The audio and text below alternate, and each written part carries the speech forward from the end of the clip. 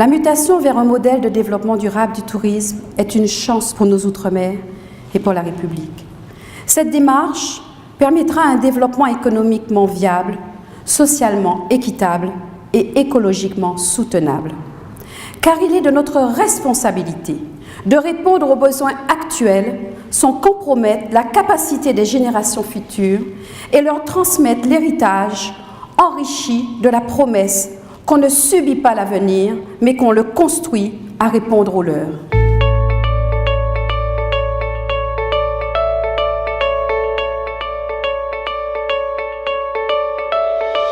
The weather is not the best today, but anyway, we are bringing the sun from the Caribbean. Alors, je suis Inès Bouchot-Choisy, je suis présidente du groupe de l'Outre-mer au Conseil économique, social et environnemental. Et je suis aussi la directrice du comité territorial du tourisme de Saint-Barthélemy. Lorsque le Conseil économique rend un avis, une conférence de presse est organisée. C'est ce que nous avons fait ce matin. Nous avons donc convié des journalistes pour que nous puissions leur présenter cet avis. C'est une occasion aussi d'échanger puisque nous avons débattu sur ces questions de tourisme durable, chacun a sa vision. Et puis nous avons aussi partagé avec les journalistes les préconisations qui nous paraissent essentielles pour converger vers un tourisme durable dans les Outre-mer. La dernière préconisation, elle préconise que les entreprises de transport aérien et maritime qui assurent des liaisons avec nos territoires incitent leurs clients à compenser le coût carbone de leur voyage par un don à une association locale qui œuvre pour la protection de l'environnement, et les compagnies pourraient également en ce sens s'engager pour abonder ce don de façon équivalente. Alors c'est une étude qui a duré une année où nous avons mené des auditions à la délégation. Nous avons également mené des entretiens privés pour enrichir d'abord cette étude.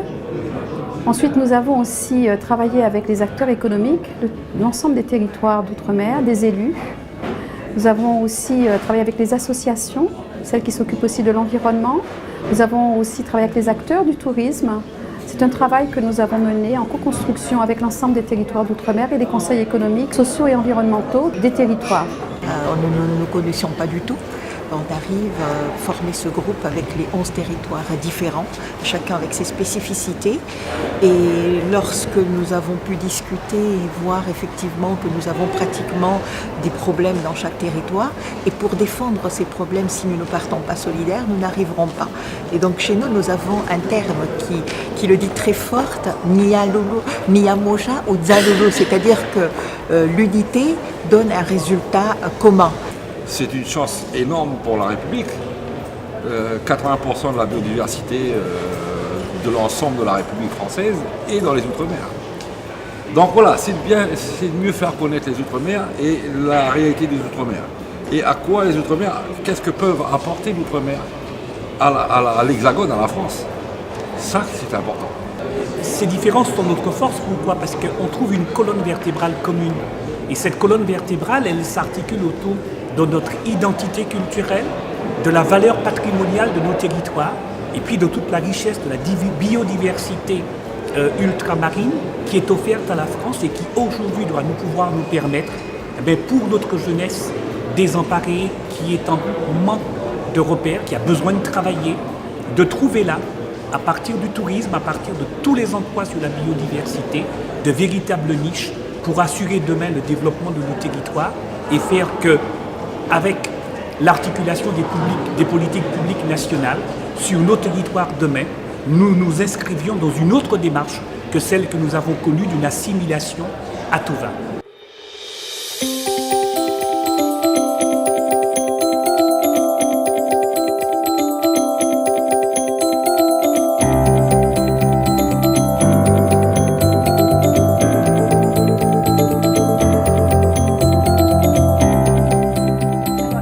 Déjà que le tourisme est un levier de développement pour nos économies insulaires, et il est vrai que lorsque nous mettons nos forces ensemble, eh bien nous avons une réflexion qui est globale. Et là-dessus, le tourisme durable est un sujet fédérateur de l'ensemble des territoires parce que nous avons compris que le tourisme balnéaire a atteint ses limites et que nous devons aujourd'hui construire et nous devons surtout construire un nouveau modèle économique pour nos territoires. Et ça passe par le tourisme durable, tout simplement parce que la définition que nous donnons au tourisme durable, c'est la définition de l'Organisation mondiale du tourisme, c'est un tourisme responsable. C'est un tourisme qui tient compte de ses impacts économiques, sociaux, environnementaux, actuels et futurs, mais surtout qui tient compte des besoins des visiteurs, des professionnels, mais également de l'environnement et des populations d'accueil. Parce que comme je l'ai exprimé, le patrimoine et la richesse du patrimoine culturel et naturel que nous détenons, 85% de la biodiversité de la France se trouve dans les Outre-mer, c'est une responsabilité que nous avons de protéger ce patrimoine unique.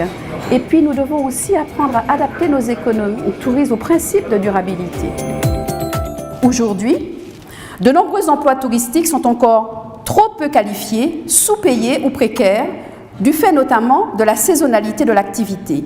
Alors le développement durable du tourisme outre-mer doit nécessairement passer par une activité touristique socialement durable dans des territoires où le chômage atteint des niveaux records. Pour ce faire, nous préconisons qu'une mission de préfiguration soit d'abord chargée de clarifier les offres de formation et d'apprentissage, puis d'étudier l'opportunité de créer à l'échelle de chaque territoire un centre de formation au métier du tourisme. Ces établissements pourraient, en un lieu unique, former à l'ensemble des corps de métier dont a besoin l'industrie touristique, en intégrant les problématiques du développement durable. Il faut dire que cet avis, je l'ai porté avec mon cœur. Je l'ai porté avec mon cœur parce que Saint-Barthélemy et Saint-Martin ont mis en relief le fait que l'ensemble des territoires sont exposés. Ils sont aux avant-postes des effets du réchauffement climatique. Et donc, je pense que c'est traduit dans cette présentation toute l'émotion, tout ce que la population saint-martinoise et Saint-Barth a vécu à travers cet ouragan qui était terrible, vraiment qui a dévasté nos territoires. Et je crois que, parce qu'ils m'ont exprimé, l'ensemble des conseillers ultramarins et non ultramarins, et bien que la nécessité aujourd'hui que nous puissions évoluer vers un autre modèle.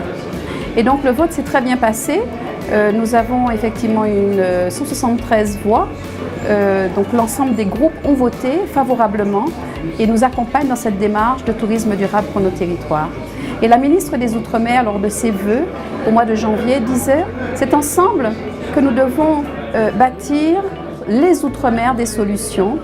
Et je crois que le tourisme durable, eh bien, c'est la première signature de l'Outre-mer des solutions.